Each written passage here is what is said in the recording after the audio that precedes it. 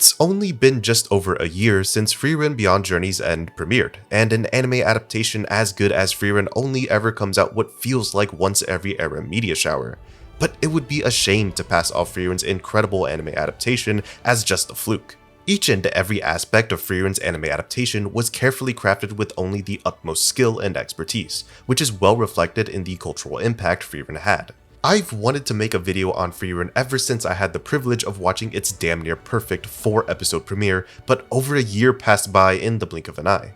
Frieren Beyond Journey's End was good enough to dethrone Full Metal Alchemist Brotherhood as the highest rated anime on my anime list, which it held for most of the website's lifetime. It wasn't necessarily uncommon for a hot new show to take Full Metal Alchemist's #1 spot on MAL, however none have stolen the spot longer than Frieren.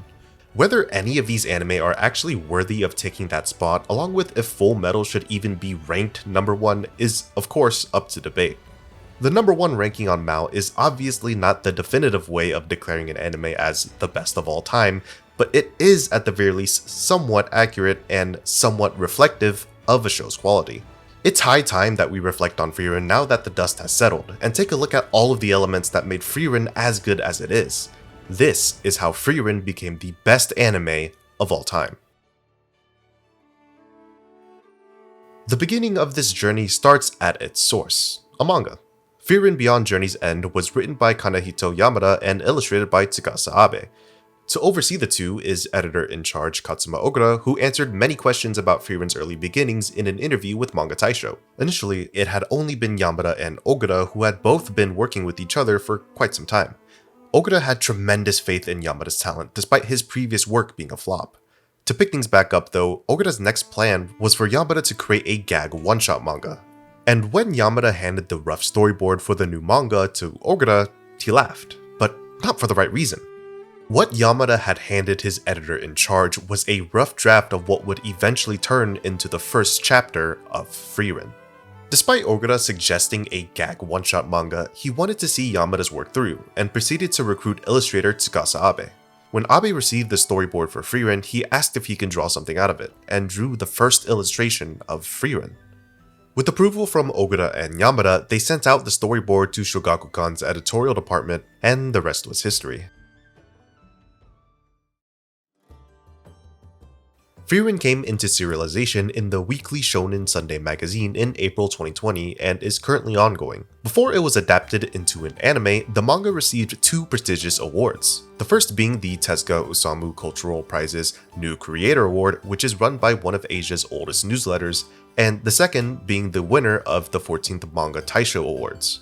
Now, much of this will mean nothing to you as it did for me, but to put some things into perspective, Manga Taisho only awards manga that have accumulated 8 or fewer volumes at the time of consideration.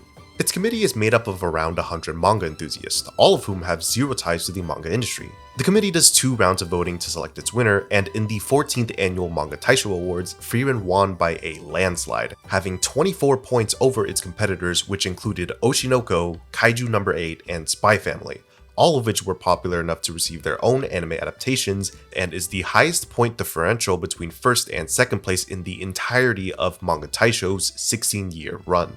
With all the notoriety surrounding the series, it was inevitable that Frieren would receive an anime adaptation, but I don't think anybody could have anticipated just how high of a degree it would be.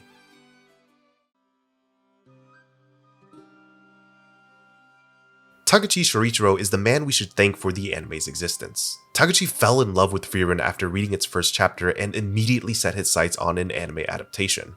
I thought it would be great if we could convey the charm of the world of Frieren and the others to the audience through careful art, acting, and directing. Taguchi would eventually get the okay from Shogakukan, the manga's publishing company. Yamada and Ogura largely left the anime adaptation into the hands of its producers. However, they requested that the characters' lines remain tightly intact, as Yamada crafted every piece of dialogue with the utmost care. Taguchi was left with one final word from Shogakukan: create a work that will be loved by many people for a long time. To carry out this request, Taguchi recruited producer Fukushi Yurichiro, a friend he knew from his work on One Punch Man. Taguchi and Fukushi's schedules just so happened to align in a way that would allow the two to work together. It was then that Fukushi decided that Keiichiro Saito would be the best fit to direct the series, describing him as a director who has the ability and popularity to properly express what is required. Keiichiro Saito was a former key animator who only recently made his directorial debut with 2022's Bocchi the Rock. However, long before Bocchi the Rock even aired, he was well respected in the industry. In fact, he was offered the role of anime director on Frieren before Bocchi the Rock's premiere. Another key figure who goes underappreciated in Frieren's anime production is Takashi Nakame, who mainly works on movies. However, his involvement in Frieren allowed him to bring on movie-exclusive animators onto a TV production. TLDR, Taguchi Shorichiro brought on Fukushi Yurichiro, who was able to get Keiichiro Saito on board. Saito's reputation influenced multiple star animators to want to join the Frieren project, which Takashi Nakame was able to pick from. Taguchi went on record to express just how essential Saito's involvement and namesake was for Frieren's anime production, going as far as saying there were also people who said, if Saito Keiichiro is doing it, I would definitely like to participate too. If the anime production wasn't already evidently stacked enough on the visual side of things, Taguchi decided to bring on Mile for the ending sequence, and Shogakukan decided to bring on Yoasobi for the opening. Most important, however, was the announcement that Evan Call would be composing the anime's OST. If I'm being honest, this announcement was what made Frieren a must-watch anime for me. I'm by no means an expert when it comes to anime composers or anime in general, but off the top of my head, there is no other person more fit to compose the score for a show like Frieren than Evan Call, and he and Taguchi seem to share the same sentiment. I was very happy when I heard about the request to compose the music. When I read the original work, it contained all of my favorite elements, and I imagined the music as I read it. Even after I started composing music, Frieren's story struck a chord with me many times. I am looking forward to the day when I can share my music with everyone along with this wonderful story. I hope you all look forward to it. Evan Call's music is as integral to Frieren's anime adaptation as the animation itself. While I'm not trying to insinuate that making visuals for an anime adaptation of a manga is necessarily easier than creating music out of the source material, it is quite the task to essentially capture the sound of drawings. But Evan Call has a diligent process to carry out this task. He first begins by reading the source material, gaining the feel of the atmosphere of the work, and then picks his arsenal of instruments to use for creating the main theme. After the main theme is created, he runs it by the series' main staff to confirm the direction of the sound and receives a song menu to flesh out the entire soundtrack. Evan Call also branched out of his comfort zone for Frieren and introduced lesser-known folky instruments like the rebec, viol, and lute. This extra effort adds just a little bit more depth to Frieren's sound. Even if the end product could have had a similar sound by using another common stringed instrument, it still shows just how much care and passion Evan Call had for Frieren's OST. Both Yoasobi and Mile made comments on their time working on Frieren's OP and ED, but Evan Call really went out of his way to express his feelings towards each and every episode of Frieren. Every week, Evan would tweet out his opinions on each episode, along with his thought process on how he scores each track according to the scene. He also went on to do an AMA on r/anime and appeared in several interviews about him as a composer, as well as his work on Frieren. I like to think of melodies kind of as sentences, and I'm trying to tell a story not with words, but with notes. What am I trying to say with this melody? How does the shape of the melody convey the intended emotion? There are many flashback scenes in which the main character Frieren looks back on her memories with her companions who traveled with her, so I put her feelings at that time into the music. I hope you will pay attention to that and listen to the melody line. Frieren's anime adaptation would go on to premiere on Nippon Television's Kinyo Rocho programming block on September 29, 2023.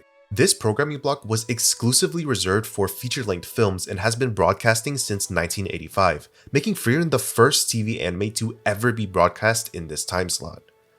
Frieren premiered with a 2-hour-long special that would eventually be split into episodes 1 through 4.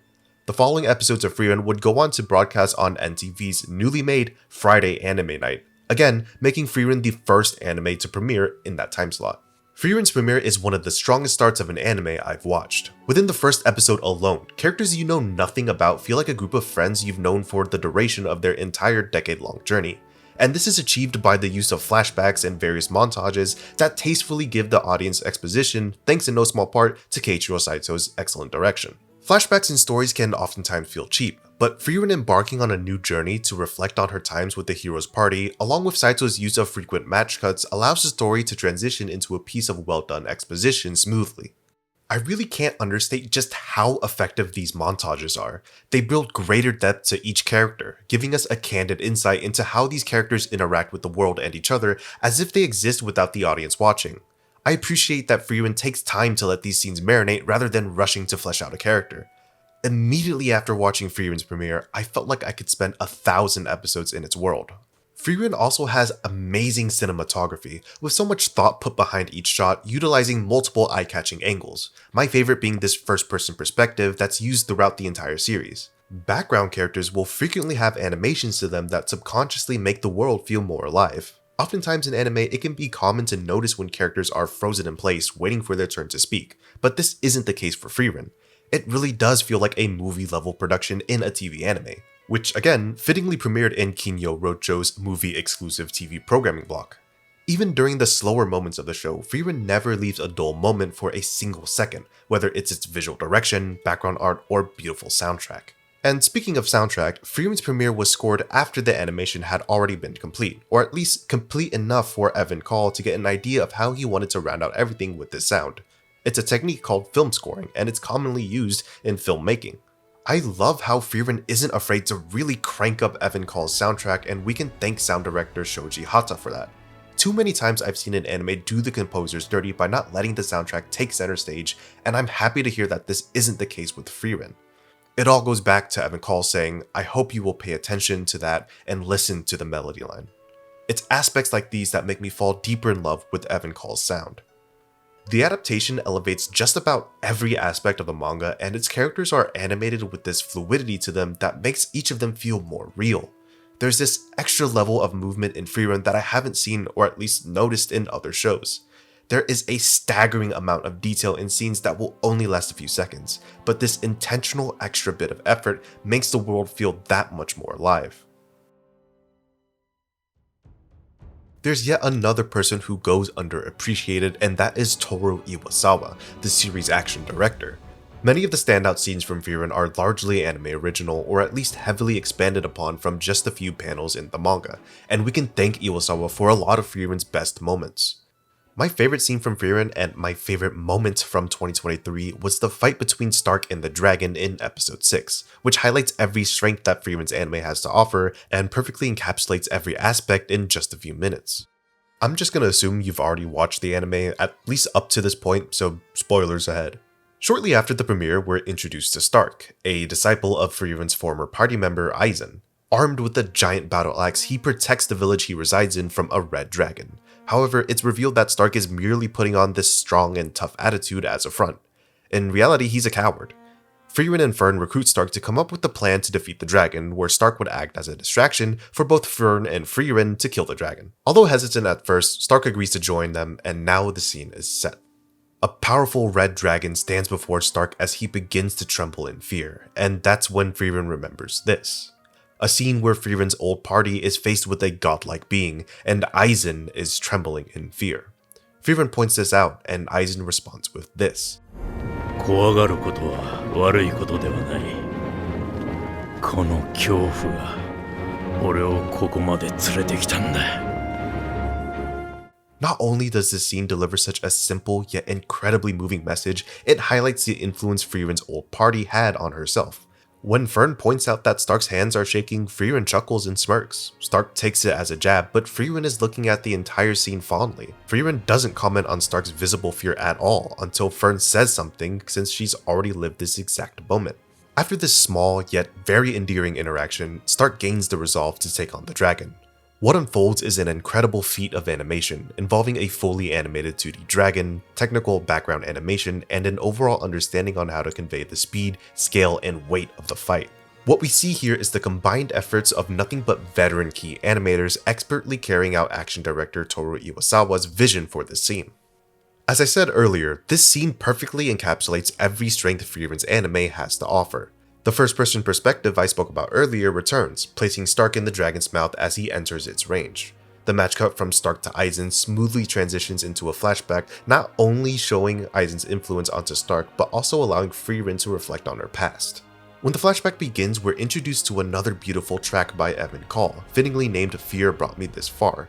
The OST builds up more and more until it's revealed just how strong Stark is, as he begins to turn the fight around. We then switch to the track Dragon Smasher, entering with this beautiful pan and zoom shot done by Tatsuya Yoshihara, which is then followed by my favorite cuts of the entire scene done by Yutaka Nakamura. If Keiichiro Watanabe, Shingo Yamashita, and Yen BM communicated the weight and scale of the fight in the beginning, Then Yutaka Nakamura perfectly conveyed the speed and ferociousness of the fight, starting with this shot of Stark latching onto the dragon as it tries to throw him off. The fixed camera angle of him struggling to stay on the dragon's head while his clothes thrash in the wind is by far my favorite cut in the scene and one of my favorites in the entire anime. This is all backed by some incredible background animation to tie everything together, which can be easy to miss but incredibly jarring if done incorrectly. To top this all off, in Frieren's manga, there were only 6 drawings from start to finish showing Stark fighting the dragon. Frieren goes the extra mile in adding all of these details that give that wow factor to the show as a whole, like the constant level of detail in characters' hair or clothing, which can also be seen in the Stark dragon scene. It really shows just how much care every person involved in the anime production has. It would be a damn shame if this level of quality was wasted on a 7 out of 10 story, but what Frieren provides is a new take on the high fantasy genre, which has lovable characters to move the plot forward. Not a single person will look back on Frieren and think that this show was quote unquote carried by its animation. There is not a single thing about the anime that is shallow. The many themes Frieren presents and how the characters interact with each other, along with the technicality of its production, blend flawlessly together, giving us an anime that will remain in our minds and move our hearts long after Frieren's journey eventually comes to an end. Thank you so much for watching. If you do enjoy my content, then please leave a like, comment, and sub to my YouTube channel to support me. As always, it was hard for me to complete any sort of video, but doing the research for this and reading about the production was super fun, and I hope this video was as entertaining for you as it was for me when I did my research. I hope I didn't get things too wrong though. I'll leave additional reading and sources that were used in the making of this video in the description down below. The next video I'll be releasing will be the 2024 Anime Awards video, which will definitely not be on time, but will hopefully release before Gigguk and Crunchyroll release their respective awards, so please look forward to that. Thanks again for watching, and I'll see you in the next one.